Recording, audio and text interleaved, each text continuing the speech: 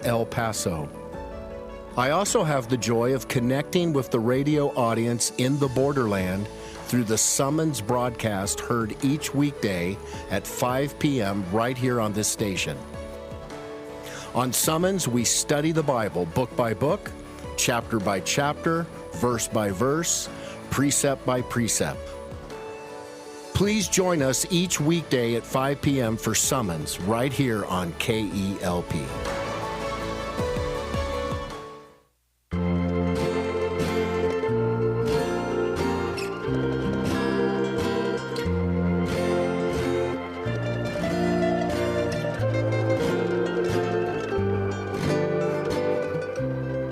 You are listening to KELP El Paso.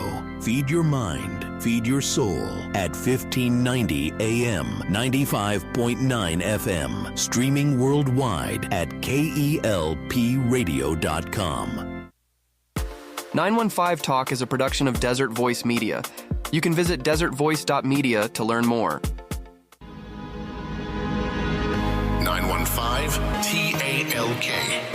The world is looking at El Paso. What will we say to the world?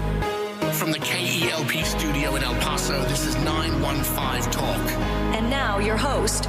Good afternoon, beautiful citizens of the borderland. This is 915 Talk. I'm your host, Andy Frecka. Today we are broadcasting from the heart of the world's largest borderplex. We're here at the KELP studio in El Paso, and we have Mac Daddy Del Norte on the board. Mac Daddy, how you doing this afternoon? I'm doing pretty good, Andy. How about yourself? I'm doing all right. Nice. You know what I'm thinking about today? What are you thinking of? Oh, man.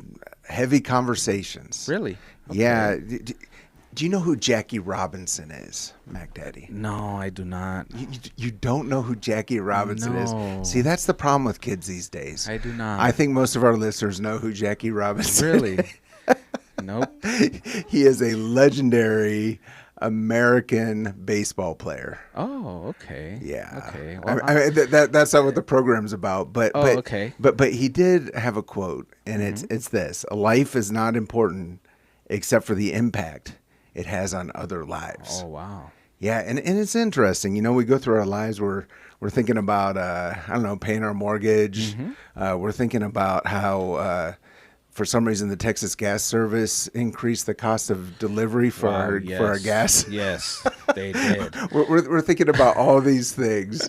I'm not that cold. Yeah, exactly. We're thinking about traffic on the way home. Yes, for real. But just thinking about this really huge subject of how does our life influence other people's lives? How are we impacting other people's lives? Wow. And you know the other thing I'm thinking about? What is that? Kids these days.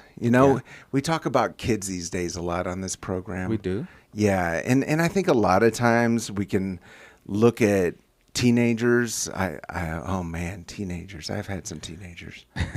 I haven't gotten to that. Yeah, you're getting there. I'm getting there. In a few years. Yeah, but a lot of times we can just kind of dismiss what they're going through or what they're thinking about. But a lot of times they're thinking big. And they're thinking about how to serve the community around them. And we're going to be talking about that today. Okay. And we're here with the founders of the Braden Aboud Memorial Foundation. And this has kind of been super interesting for me because this is one of those things where coming to El Paso, I would see that name around, Braden Aboud, and I wouldn't really pay a whole lot of attention to it. Yeah. And then someone said, "Oh, you got to have these folks on. You got to talk about this." And I started looking it up, and wow, it's truly amazing. So we're going to jump right into it. All right. So without further ado, let's give a very warm Borderland welcome to Gary and Cindi Aboud.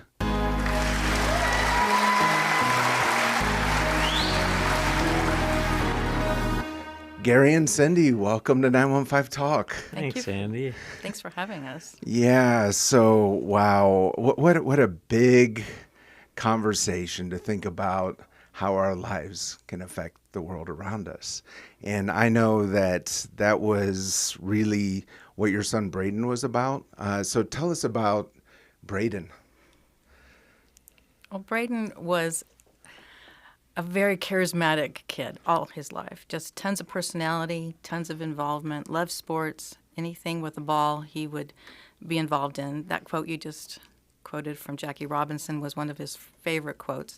Braden loved baseball, football, all of it. But he just seemed to get it at a young age. You know, he was raised in a Christian home. Yeah, went to camps, did it all, Young Life of El Paso. But Braden connected the dots at an early age. I tell people, you know, he wasn't preaching on the playground, but he was making his life known to people what he believed in. He was cantankerous. He did a lot of wild things, I'm sure, that I don't even know about. But he was fun, right, Gary? He was just fun. He was an old soul for sure. Yeah. You know, he had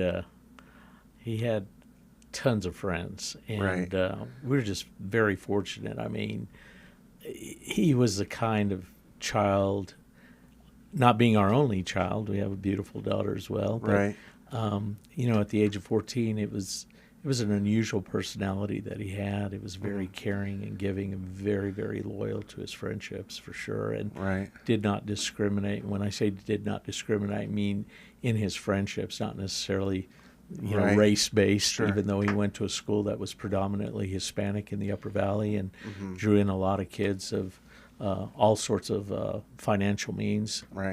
But he didn't discriminate at all. He found the good in most people. I don't want to make him out to be the end-all, be-all, but I will tell you, he was pretty special. Yeah, well, he was a teenager, you know, and I think there's a term I think of a lot of times when it comes to teenagers. It's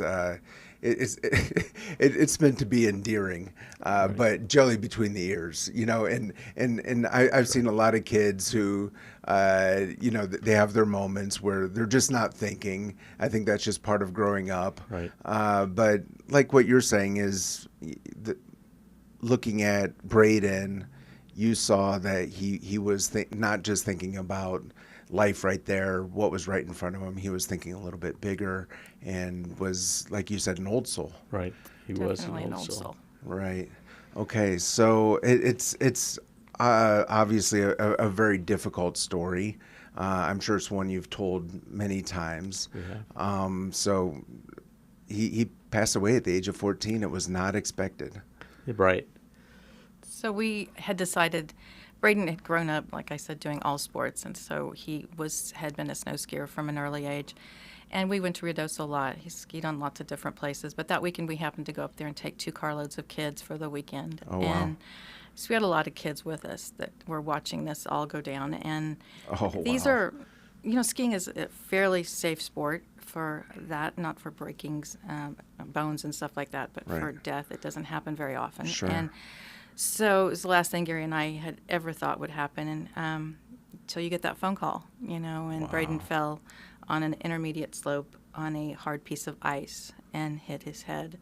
And so he was immediately airlifted off the mountain and taken, and did not make it into El Paso. He passed away in the helicopter that night. You know, you think about the loss of your son, and that is very personal and very real going forward for the rest of your life. But what we were so concerned about was the children that were in the cars. We had 2 different cars loaded with kids, and we're getting phone calls and we're getting updates. And one of our neighbors was a orthopedic surgeon, and I called him to give us updates down at what was then called Thomas, and at the time it's now UMC. And you know, it was difficult seeing the faces and seeing the anguish and the pain of 14-year-old kids and 16-year-old kids that were with my daughter as well. And that was almost as difficult as knowing that he was in grave danger on his way back to El Paso. And unfortunately, he didn't make it through the flight and passed away on flight into El Paso. But we have a lot of things that happened that night, and a lot of stories, and a lot of good things that came out of it. And that was almost as difficult as losing him, was just having to deal with, you know, 5 or 6 or 7 other kids that were living it with us on the way back to El Paso. Wow.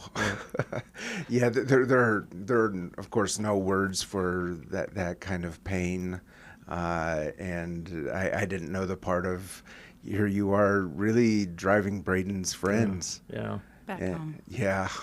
Right. On the drive back to El Paso, and we were clearly not doing the speed limit coming back. It was about 5:36 in the afternoon, and this is something I'll never forget. There was a point where I was at peace, and I looked out the window, and I saying my prayers all the way and getting updates on calls, and I just felt God telling me that, you know what, he's going to be okay. He's really going to be okay. Yeah. It was not necessarily the okay we had hoped for, Right. but it was the okay that I knew where he was at that very moment, where he was going to end up for the rest of eternity. So, Right. Yeah, it was a different okay for us. Yeah, Braden, as you said, was in youth group. He was part of a church. Yeah. He had a relationship with Christ. Right, he did. Sure did. He did. Absolutely. Very involved. Yeah. So you received the news that he's passed. Right. I don't even know where to go from there. It's so heavy. It's unspeakable. But what I would ask, in looking back, it's been 19 years. 19 years. What would be your, I guess, advice to people who are close to someone going through that kind of grief?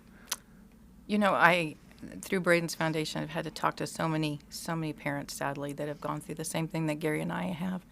I have read just about every book I can get my hands on how people process this. Right. And the one thing that is a common thing is that you cannot do this alone. And without a firm foundation in your faith, I don't even know where Gary and I would be today. Right. That number one. Number two is connecting to people. And, because of Braden's very outgoing personality, we did not want to shy away from people. We wanted to be open to people. And I remember telling Gary that night, I said, these kids are watching us. We need to be an example of how we're going to process this together. And, there's a very high divorce rate after the death of a child. It goes over up to 80%. Yeah, over actually. 80%. Interesting. Yeah, it's a strange But percentage. what I've learned is whatever you have before a tragedy, if it's good, it gets better. And if it's bad, many times it gets worse. Oh. And so I think with Gary and I, we've always had a great relationship. We just got closer. And I think that all we can tell people is find your people. Find people that have been through it. Go talk to them. Right. Yeah, I think that's interesting, what you're saying about the divorce rate after this kind of tragedy. I think that's important just to underline if someone's listening and they're dealing with tragedy. And kind of what I'm hearing you say is if there's already, I'm going to say, some chinks in the armor in that relationship. Already, it's not. This tragedy is going to be very difficult for you. So look for ways to strengthen your relationship at this time. Get people around you. I guess what I think about a lot in these kind of situations is a lot of people feel pressure to say something that's going to make you feel better. You wouldn't believe it. You wouldn't believe. We were blessed, and this whole scenario was God driven. I mean, he had over 3,000 people at his funeral. To be honest with you, it was just surreal. To be honest with you, we had probably 1,500 people come through our house the week that he passed. But people were coming up and saying, I know how you feel. We just lost our cat.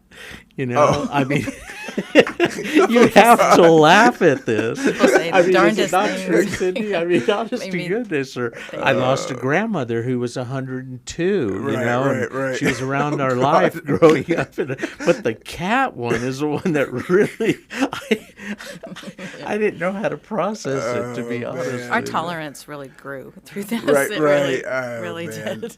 Yeah. Yeah, Really and I tell unusual. people also, I remember there was a lady at church and she whispered to my sister, I don't know what to say to your sister. And my sister told her, just say something. You don't. Right. It doesn't have to be perfect. I don't think there's any wrong or rights to this. Interesting. Just say something. Sure. And I think people, they shy away so much from a death topic, especially on a child. Right. And it's a loss for everybody. So you've got to remember those around you. You've got to remember the grandparents. You've got to remember the brothers, the sisters, the in-laws. It's a loss for everybody. Cousins. It may be on a different level than a parent, possibly, but you can't forget those that need a little bit of attention as well, because they're focusing on us as parents to get better and feel better about this. But you really can't forget those that are feeling that loss as well. Everyone's going through it, and what I've also noticed in grief is everyone deals with it in a different way, right? And they're hitting the different parts of the process at different times. We can't expect everyone to have the same feelings at the same time. Right. Exactly. It's wow, what a huge conversation that is. If you're just joining us with Gary and Cindi Aboud, they're the founders of the Braden Aboud Foundation. We're talking about the tragic loss of Braden, but also I'm reminded of what you said, Gary, that what God spoke to you when you're driving back from Rio Doso. Yeah. That what was it? He's going to be. It's okay. going to be okay. It's I kept going telling to be myself okay. it's going to be okay, and I felt at peace. At that point, Right, and I think for maybe someone driving down I-10 who's flipping through the stations, who doesn't have a personal relationship with the Lord, that might sound a little bit crazy. Right. But it's very real. It's very true that there is comfort. It's real comfort. Right. It's tangible, really. Right. Knowing that your son is with Christ and he has eternal life. We do need to take a break. When we get back from the break, I do want to talk about where the idea for the foundation came. Okay, cool. That journey. Again, we're with Gary and Cindi Aboud of the Braden Aboud Memorial Foundation. And this is your daily reminder that 915 Talk is listener supported and is a production of Desert Voice Media. The website is desertvoice.media, and if you go there and you click on the 915 Talk link, you can listen to this or any previous 915 Talk conversation. It truly is an honor, a privilege, a joy to get to meet so many fine folks from around our community, hear about what they're doing, cheer them on, and just be excited. There's a lot of great things going on here in the borderland, and we continue on this educational journey as we learn to love our city, love our neighbors, and give God all the glory. We're going into a break. Do not touch that dial. We'll be right back. Don't touch that dial. 915 Talk is listener supported and is a production of Desert Voice Media. That's right. It's people just like you who make this program possible. Together with Desert Voice, you can learn how to better serve our neighbors and pray for our community. To become a Desert Voice Media partner, you can visit desertvoice.media. That's right. That's the website, desertvoice.media. Take a look and join us today in reaching our borderland for Christ. Have you ever wondered what it might be like to connect your Sunday faith with your Monday work? Hi, my name is Tiffany Etterling, and I'm the host of a brand new program right here on KELP called the 323 Podcast. Colossians 3:23 says, "Whatever you do, do it as unto the Lord." Through stories and conversations with business leaders and difference makers, the 323 Podcast equips listeners to honor God in the way they lead, create, and serve. Because in everything we do, our work can reflect the one we serve. Join me each and every Saturday morning at 10 a.m. for the 323 Podcast, right here on KELP Radio. 915. Testify. I used to party a lot in Juarez in my younger years, involved in 3 car crashes due to my addiction to alcohol. I almost lost my life. Thank God I never killed anybody. I'm just here to let you know that by the power of the Lord Jesus Christ, through His Holy Spirit, He transformed my life and He rescued me from alcohol. Jesus Christ can restore anything, and He was the one that made a difference in my life, and I am so grateful for Him. If you trust in Him, I guarantee you that He will not let you down, but you have to believe that He will, and He will do it. By the grace of God, I was involved in prison minister here at the local county jail for 20 years, and only God knows how many hearts the Lord changed there, because I was just an instrument that would go there and share the truth of my Lord and Savior Jesus Christ. My name is Ruben Soria, and if God can do this transformation of my life, He can do it to anyone, because there is nothing impossible for God. And they overcame him by the blood of the Lamb and by the word of their testimony. DesertVoice.media. We're back. You're listening to 915 Talk.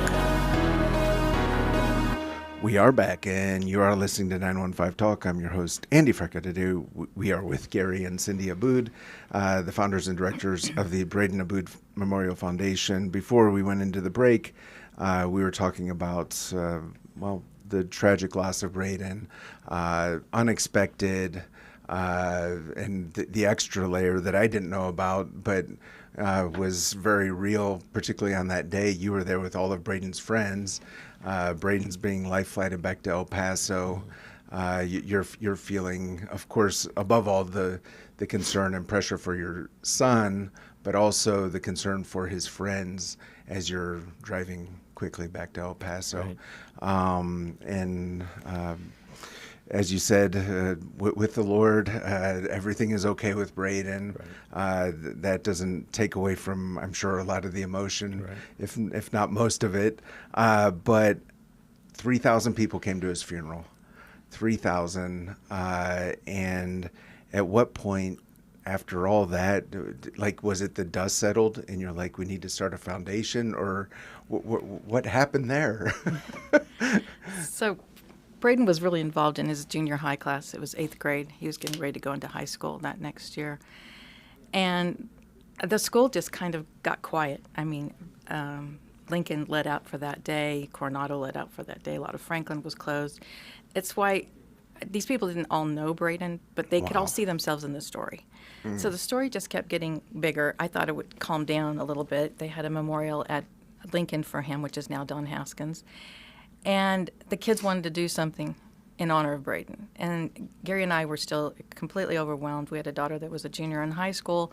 We weren't thinking along these lines, what are we going to do with it? But in the newspaper, it had said, in memory of Braden, do not send flowers, but if you'd like to send something to a memorial fund, which we will decide what to do with later. And that generated like $50,000 that we didn't have, 2 weeks before that, not knowing what to do with it. So his 8th grade class decided, along with Lincoln, to put on a run walk in his honor that May.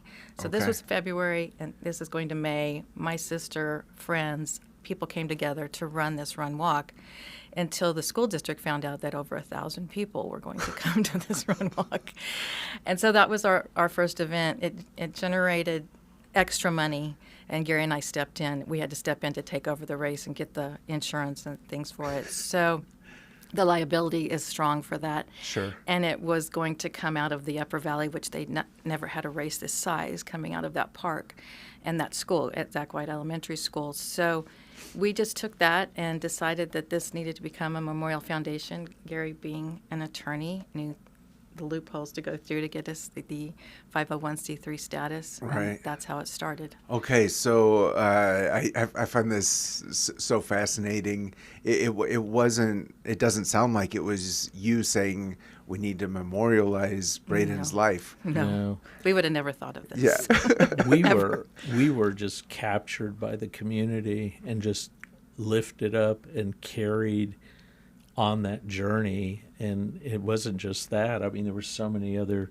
things that came out of the foundation, but that run walk was really was the start of, I use the term very loosely, notoriety to the foundation, because it just grew and grew and grew every year. It just got exponentially larger, and we ended it in 2019 and had over 12,000 runners, walkers, 500 volunteers, 40 or 50 security, closing streets down. I know we upset a lot of people.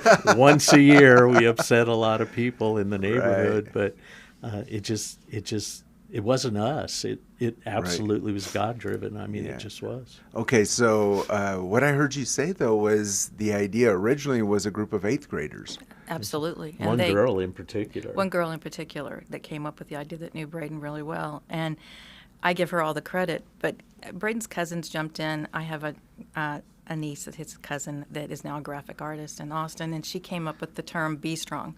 Braden was called B by all of his friends. Okay. And so we had to deal with the Lance Armstrong Foundation a little bit to get permission for that. And Andy, I'll let Cindi finish, but I've got a story with the Boston Red Sox. Okay. As well. It was amazing. Go ahead. The journey has been incredible. That's hilarious. The Livestrong Foundation was known for their silicone wristbands. Okay. And so we wanted to do pink. The pink story with Braden is that I don't know why he had an affinity for pink shirts, and so everybody at his funeral came in pink. And oh, all wow. his classmates. Well, I know why. Cindi insisted that Braden was going to be a little girl at birth and had a diaper shower with hundreds of diapers in pink and whatever. And I kept saying, I don't know, Cindi, I see something on that little scan. I think it's a boy. Right. And it was a boy, and he wore pink diapers for about 6 months. That's hilarious. It went on for a while. That was before the days of the gender reveal parties. Yeah, that's right. That's exactly right. It's true. But that race overwhelmed us. But we brought about 40 people together to form a volunteer board or a board for this that showed up year after year. And it was a year-round thing to get it going. And about its third year, somebody that was a runner on our board, because Gary and I certainly were not, advised us that this race was going to go down in numbers unless we could take the attention not completely on Braden, off Braden, give the money back to schools in El Paso that would support it if we would support them for coming. Okay. And she had a philosophy that if we would get kids to come to this race for $10 a piece, we'd return the $10 back to their school. Okay. So if they brought 600 kids, their school got $6,000. Right. So I thought, how's this ever going to work? Well, it only works if you have high sponsorship. Okay. And so in about the third or fourth year, the sponsorship became so great, we got to keep our money for our programs. The schools got to keep $120,000 for their programs, and it all jived. It all just miraculously worked. Yeah. For 14 but everything years, went back to the schools. Everything went back. Right. Yeah. And I just want to underline this one more time, but this was not your idea. No. I told Gary, what are we doing? We don't even know what we're doing. But when you have people that come together, like Race Adventures helped us out a lot, and Mike and Chris, and they were timing a race, and then you had competitive runners in it. It was a 10K. It started as a 10K, which there's not very many of those. We still, of course, know nothing about this, but it brought the kids out. We were surrounded by a lot of people that did. We had runners on our board and it all worked out. Always go to people who know. Always. Right. Okay, so the first year was about 1,000, and then 2019 it was 12,000. 12,000 runners. Yeah. So Mike Coulter, the race director for the El Paso Marathon, he's also Racing Adventures, who I understand helped you set everything up. Right. He was on this program earlier this week. Such a good guy. Yeah, and I think the number for the El Paso Marathon was 6,800. Huge. Yeah, it's enormous. Yeah. And you're saying yours was almost twice double. that size. Yeah, but we give free burritos. Yeah. We did. It was like a carnival. I mean, we had people on stilts. There were so many sponsors. We had Prices bringing thousands of ice cream bars out. Right. And everything Crazy. was given away, fruit, everything. I mean, it was yeah. That's so great. And I think Mike mentioned when we were off air that there were so many people in the where did the race start? At Zach White Elementary. It's right in Aboud Park in the Upper Valley. Right. Yeah. So there wasn't enough parking, so they had to park by the Sunland racetrack, and you would get bussed up. Right. It was nuts. It was crazy. The logistics of this was crazy because they just don't do races of that size out there. Right. Well, that was his elementary school too. Yeah. So that was one of the reasons we had it there. Super cool. Well, I mean, the other part of this is, you were presented an opportunity to do this, and you went with it. Right. We didn't. not everyone would do that. Right. And that's very admirable because, on one hand, this wasn't your idea. This was some 8th graders originally, right. Some other people. Yeah. The and we're still looking for her. Yeah. We want to thank her. We want to talk to her. But you didn't ignore the opportunity that was in front of you.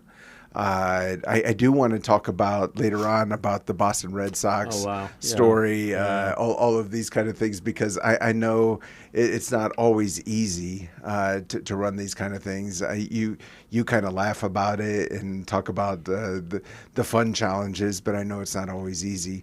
If you're just joining us, we're with Gary and Cindi Aboud. They're the founders and CEOs of the Braden Aboud Foundation, a name that is well known around El Paso. Somehow that's how God wanted things to be. It's kind of beyond our understanding, right? But super cool to see how one life can influence so many. We're going to continue the conversation, but right now we have Charlie One on the phone. Charlie One, what are you seeing out on the roads this afternoon? Andy, good afternoon. A few trouble spots. We're not doing too bad, but in central area, we have Idalia and Byron. We have an injury crash there in central area. So we have PD activity, fire department there, Idalia and Byron. And then from there, I want to jump to the west side where we have North Desert and Thorn injury crash there. But alongside with that, we had a closure I-10 east at Artcraft with the left lane taken away. And I still see a lot of congestion there. Back up, you're bumper to bumper right there in single file all the way from about Trade Center down to about the Artcraft area. That's about maybe a stretch of about 2 miles, but still you're going to be in that stop and go, just bumper to bumper there. Trade Center to all the way through Trade Center, all the way through to about Artcraft there on those eastbound lanes. So a lot of congestion going on there. Another closure that goes on is Loop 375 south at Zaragoza. Just keep in mind that exit is closed. I-10 East Spaghetti Bowl area, some building of traffic right there. Andy, back to you. Charlie One, this afternoon we have Gary and Cindi Aboud in the studio. They're the founders of the Braden Aboud Foundation. Charlie One, every afternoon I come up with segue to Menudo. And I don't have a good one for this afternoon. I have no segue. It has been such a great conversation. So just tell folks where to get the menudo. Well, I'll tell you what. That's menudo is good for the morning, lunch, dinner. It's good for any meal. Because the reason I say that is because at Eastside Choice Meats, you can pick it up. It's homemade, but they have it in containers. All you have to do is take it home, put it in the refrigerator. Whenever you want to heat it up, have it for breakfast, lunch, or dinner, and it's there. And it's all. That's all you got to do is heat it up. It's a breakfast of champions. Eastside Choice Meats, you're really going to enjoy it. You're going to love it, and it doesn't put a lot of pounds on you because it's not like having a steak or hamburgers or cheeseburgers. It's called many years ago. It used to be called the poor man's soup, but very delicious. Eastside Choice Meats, Lumberland and Traywood. That's where you can find it, Andy. Thank you, Charlie One. We'll talk soon.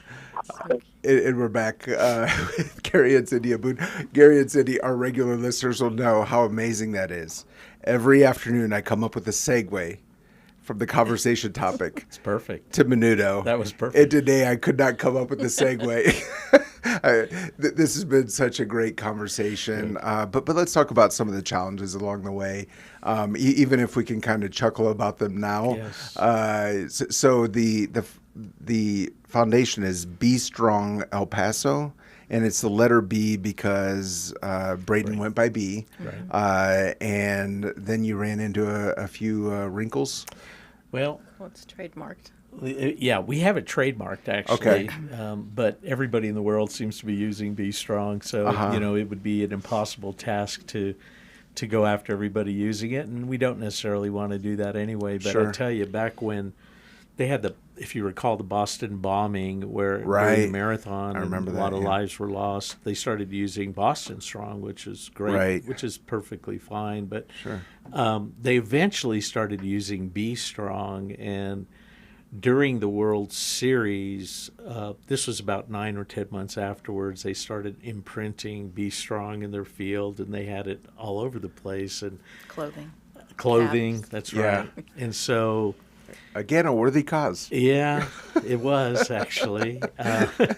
We sent we sent a letter to them, not to be difficult, but just to say, we have the trademark on this. Right. Is there something we can work out? Can we do a licensing agreement with y'all? Can you help the foundation out or do whatever? Right. And holy cow, the city erupted. They were so angry. Boston, not El Paso, Boston.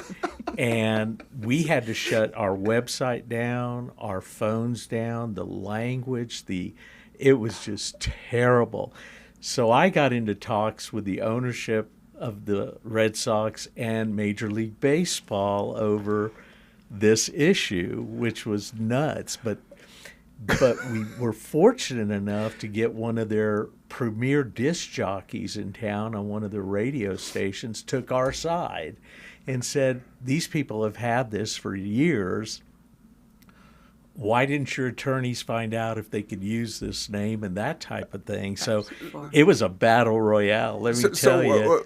You want to know the end result? Yeah, but first, like, what was happening? Like, everyone from Boston was calling the office. Ugly. Well, Gary was, because the El Paso Times put it on the front page of the paper, they were one of our major sponsors at the time for the race. Right. And so the story went viral.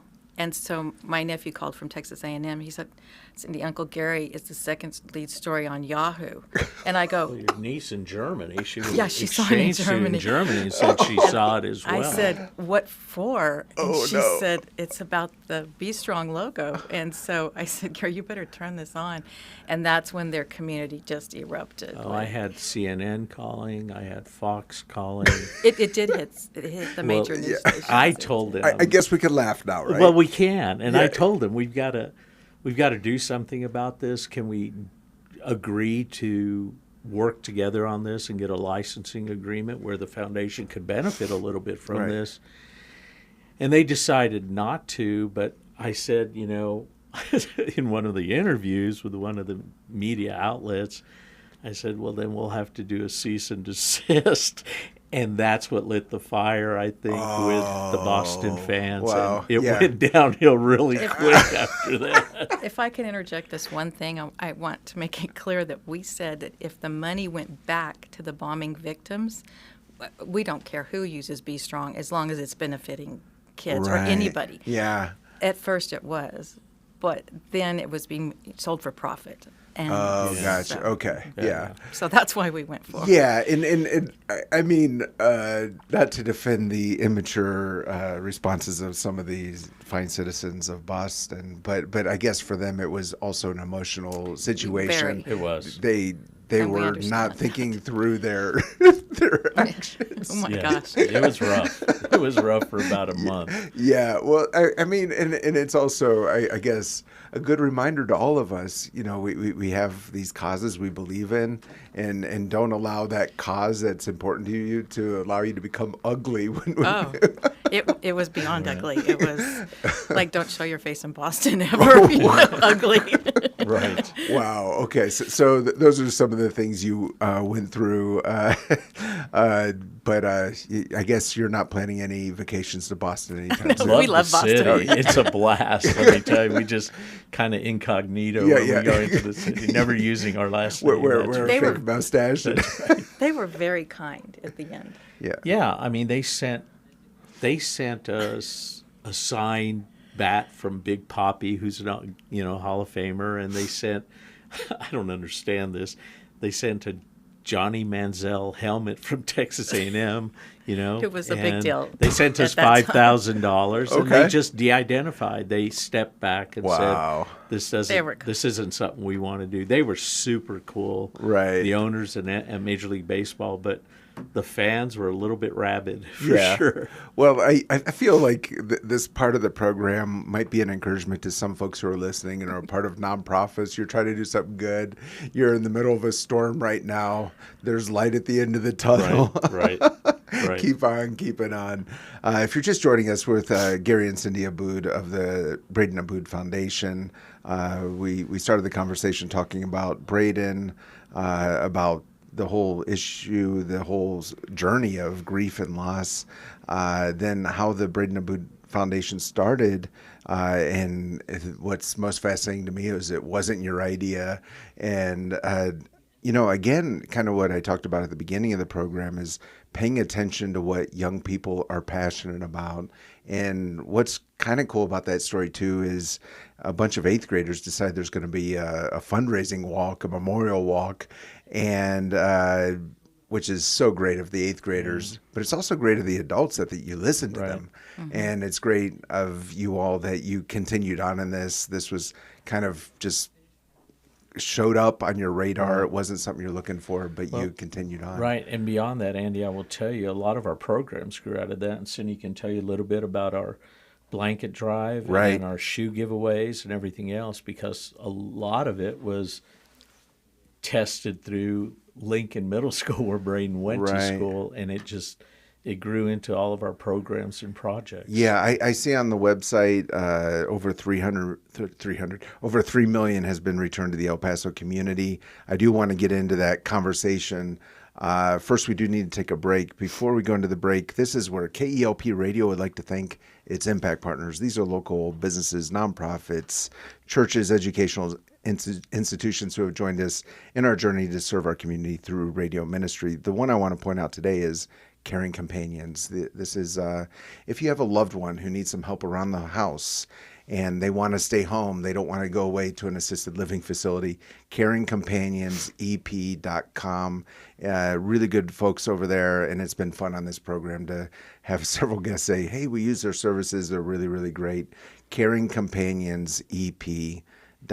Also, if you own or manage a business in El Paso and are interested in becoming an impact partner, you can reach out to us via the contact form at kelpradio.com. We're going to go into a break. Do not touch that dial. We'll be right back. Don't touch that dial. Greetings, KELP listeners. This is Terry Gray, pastor of Calvary Chapel, Sun City, and speaker on the Summons broadcast heard each weekday at 5 p.m. right here on this station. Calvary Chapel, Sun City is located at 960 West Borderland Road on the west side of El Paso. We hold services on Wednesday evenings at 7 and on Sunday mornings at 9 and 11. If you are without a church home, we would love to have you join us for worship and Bible study. You can find out more information about us on the web at www.ccsuncity.org. This is Pastor Steve Castrita. I'd like to extend the invitation for you to join us in service every Saturday at 5 p.m. at Redeeming Grace Church, El Paso. We are located at 2400 George Dieter inside Iglesia Philadelphia. We're a young church on the east side of El Paso with no smoke, no lasers, and no gimmicks, just the uncompromising Word of God and a call to win the 915 for Jesus Christ. We'd love to meet you and your family. God bless you, and thank you for listening to KELP. Greetings, KELP listeners. My name is Terry Gray, and I have the joy and privilege of serving as the pastor of Calvary Chapel, Sun City, located on the west side of El Paso. I also have the joy of connecting with the radio audience in the borderland through the Summons broadcast heard each weekday at 5 p.m. right here on this station. On Summons, we study the Bible book by book, chapter by chapter, verse by verse, precept by precept. Please join us each weekday at 5 p.m. for Summons right here on KELP. We're back. You're listening to 915 Talk. We are back, and you are listening to 915 Talk. Today we're with Gary and Cindi Aboud. What a great conversation, talking about Braden, talking about community, and this foundation that came together. And it sounds like you probably have, I don't know, staff 50, 100 people.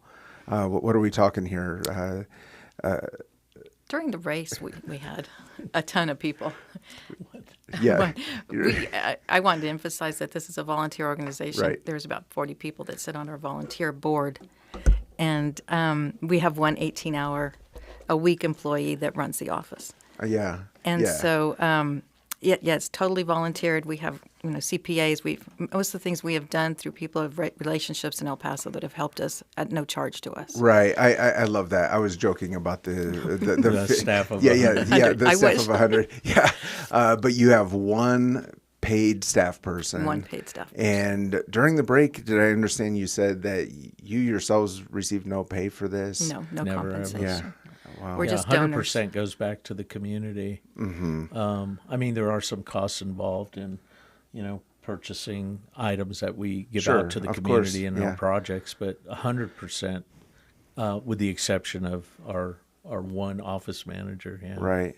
That's so amazing, really, and I think would be a challenge for a lot of people. When you hear that, when you think about it.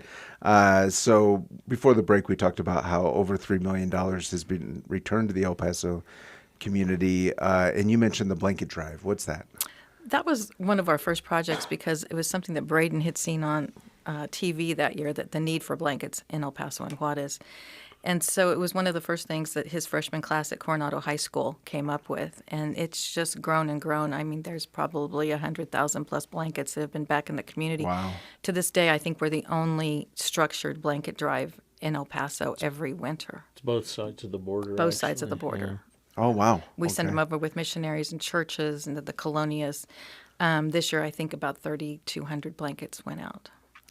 Wow. Okay, 3,200 blankets. And that's another interesting story. Okay. We worked initially a little bit with the Extreme Weather Task Force, and if you're not familiar, it's a great program, don't get me wrong, but a lot of our incentive to do this blanket drive was that the Extreme Weather Task Force at the time was requiring an application for a blanket, and they just made it difficult on people to receive blankets. So we started that up, and Extreme Weather Task Force ended up calling us for blankets, to be honest with you. But it was a great program that they ran. You had to go through hoops. It was, I think it was a governmental agency, and you had to go through application process, and people were freezing to death at night and needed a blanket. Wow. So we kind of stepped in and helped out that way. So that's one of like 5 or 6 major projects that we run every year. Besides that we're most known for our tennis shoe giveaway. Okay, so tell me about that. What's coming up in a couple of weeks, we do up to 2 large giveaways a year. This is in excess of probably 20,000 shoes that we've put on kids in El Paso since 2009. Okay. We pick an elementary school every year and go in, and every child in that school gets a pair of athletic name brand tennis shoes and a pair of Bombas socks and a backpack, and then we leave. So we're doing 500 pairs on April 2nd at Herrera Elementary School this year. The schools are typically financially disadvantaged schools. Disadvantaged schools, yes. All right, so there's a story behind how that started as well. Okay, all right, so but I do want to point out it's name brand. I have to say name brand Yeah. because Tennis it's such shoes. a big deal with kids. We had Jordans come in of a course. couple of years ago, and it was a fight for those 5 pairs of Jordans. So I can try to stay away from that. Name brand, but there's a limit. There's a limit, yeah. And a backpack. And socks. And socks. That's so great. And 500 this year. And what's the story? Cindy's got it about Braden and the shoes. Well, Braden was a football player that year that he passed, and he would come home and tell us about the kids didn't have proper athletic shoes to wear. He was also a tennis player, also a baseball player, and he said it's just not fair. It's not fair that these kids can't have the same opportunity that I can. Right. So every project and program of the Braden Aboud Foundation his spirit is the catalyst behind it. And so it's everything that would help kids to better their lives, to put these kids on the same playing field. Okay. Well, to add to that too, he would go to school and he would come home and he would tell us, because they were wearing uniforms, he said the only way you could tell the difference between what the kids that had and didn't have were their shoes. You look down at their shoes versus those kids that did come from a middle class, upper class income, had the nicer shoes. He said you really couldn't tell because everybody's wearing the same uniforms. All you had to do was look down and see what they were wearing, and it would differentiate who had and who didn't have. That's so cool and amazing that he was noticing that he cared, that he mentioned it to his parents, to you. Right. You know, I think what a lot of kids, teenagers, I've had a lot of interactions with teenagers. All they're thinking about is the shoes on their own feet. Right. But he was looking at the shoes on the other kids' feet. Right. So that's super cool, and just the idea as well that what you're giving out, what you're focus on as the foundation is to give to things that Braden was passionate about. Right. Yeah. So we have the blankets, we have the backpacks. Scholarships, the grants, shoes. I see. We have a water program. Be Fit, Hydrated. That came out of COVID. Okay. Because kids could not use drinking fountains, and then not all of them had water bottles. Okay. So they would call up us or email us and say, do you guys happen to have any extra water bottles? Because we always have water bottles in there that have the logo on them. And so we just decided that we were going to supply any schools that needed them that year. Mm-hmm. So that was our way, even though we had our hands tied about how close we could come into the schools, we sent water bottles to them. So it's just, we had a girl that was working on a project at Coronado High School, and she came up with a whole water program. One of our favorite programs, too, that we're not really known that much for is our add-in tennis program. And Ross Walker, who's a local pro, amazing pro in El Paso, Texas, runs it free of charge. Oh, wow. To schools around, high schools around El Paso that need tennis equipment, need clinics, need tournaments, and the foundation underwrites all of it. Wow. Mm-hmm. So cool. Tell me about the Children's Grief Center. Go ahead. You go. Okay. The Children's Grief Center has actually been in El Paso for 3 decades, and they were operating out of a location on the east side off the freeway. And they were really in cramped quarters, and they saw a spike in services, or the need for services, after the unfortunate event at the Walmart shooting or whatever, and that was a trickle down effect because there were so many families involved, and their numbers started growing, from what I understood, and then it grew, but they could only provide certain services, and so more recently they had reached out, and we had spoken to them about what we could do to help them get into a larger facility. So the hunt was on for a larger facility, and more recently they have purchased a home on 2616 Montana.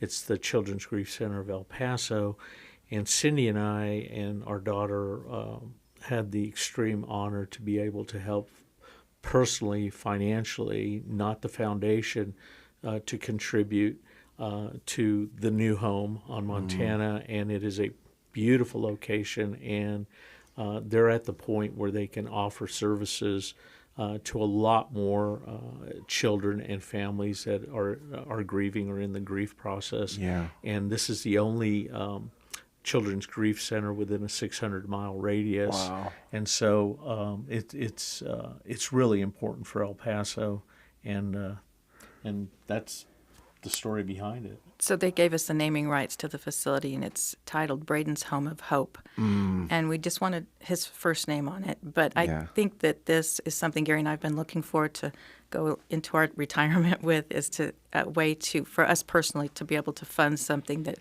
is so needed in El Paso, and something we did not have after losing Braden. Right. Yeah. And yes, we could have a whole hour of talk about that. I'll just mention the website. It's cgcelpaso.org, cgcelpaso.org. The Children's Grief Center. What a fantastic initiative. And now they have their forever home. Right. That's exactly right. Right. And so Cindi and Gary, you're obviously interacting with so many parts of the community. You're you're incredibly active. At the beginning of this program, we say the world is looking at El Paso. What will we say to the world? And the reason we have that there is because when I moved to El Paso, I noticed that the world is looking at El Paso. The news cycle sometimes comes here. Maybe because of lasers, maybe because the airport being shut down. Sorry, I had to say it. That's funny, right? But even when that happened a few weeks ago, I was so surprised, and I shouldn't have been. I turned on the news, and instead of coming to El Paso to talk about it, they were talking with a correspondent in Los Angeles. And so we here in El Paso need to tell our story to the world. And so what would you want the world to know about El Paso? We love El Paso. Gary's a native El Pasoan. I moved here when I was 9. My parents passed away here in El Paso. My grandparents moved here. El Paso is a community, which a lot of cities are not, and they all want to help each other. What we found during this whole thing with Braden is just how much people love. They want to show their love, and they want to catch you when you fall. So we will forever be indebted to this city for what they did for our family. Right. Love it. Gary, what do you want the world to know about El Paso? Well, I think the most important thing for me in this entire journey is that this community is steeped in a lot of God belief, to be honest with you. A lot of the people that surrounded us and helped us on this journey have a love of God and a love of Christ. And there are those that do not, of course, and that captured us as well and lifted us up. But I would tell you that this community is so unique, and they have shown a type of love. And I've lived in Dallas and I've lived in Houston. They've shown us a type of love that is never-ending and strong in every sense of the word. And if you're ever down and you need to be in a location that's going to lift you up, El Paso's the place you want to be. Okay, if you're ever down and you need a place to lift you up, El Paso's the place. I love it. I think that should be a song. Yeah. Me and Marty Robbins, right? That's great. That's great. And we only have a couple minutes left, but when you look at El Paso today, when you look at your own personal journey,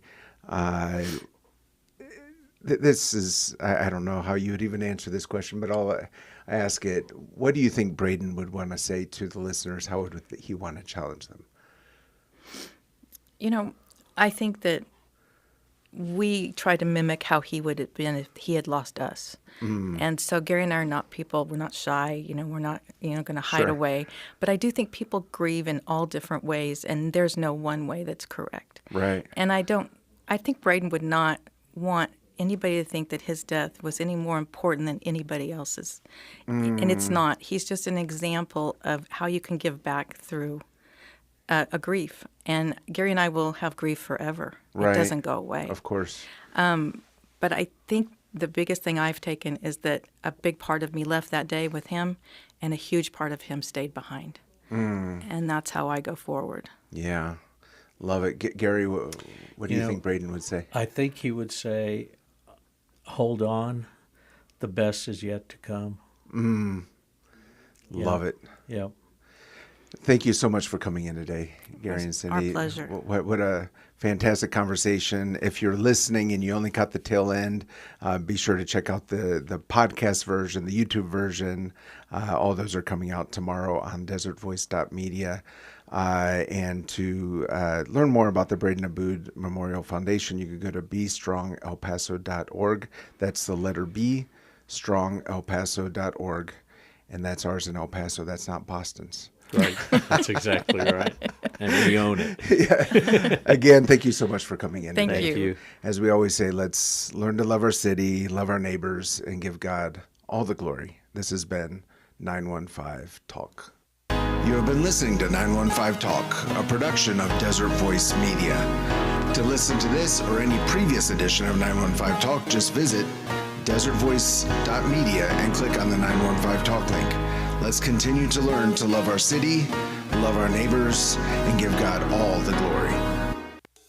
Hi, I'm Johnny